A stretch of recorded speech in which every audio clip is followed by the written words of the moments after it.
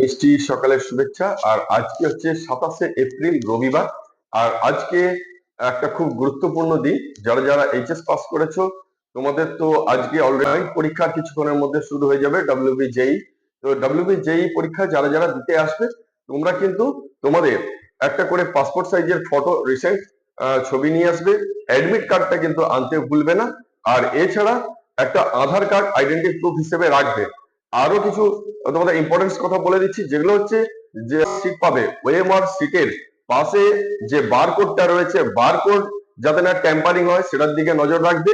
আর এছাড়া রোল নাম্বারটা নিউমেরিটিক যেটা আছে, তোমার রোল নাম্বারটা অ্যাডমিট কার্ডে দেখে নিউমেরিটিকে ঠিকঠাক করে রোল নাম্বারটা লিখবে। আর ঠিকঠাক করে রোল নেবার পরে, ফর এক্সাম্পল ধরো 1 1 3 4 আছে, তাহলে প্রথম 1 যেটা লিখবে ঘরটা সেই সোজা, একদম সেই সোজা স্ট্রেটে নিচে নামবে, নিচে নেবে 1 যেখানে লেখা আছে সেখানে ভালো করে গোল গোল করে ব্ল্যাক কালার দিয়ে ওটা ভরিয়ে দেবে।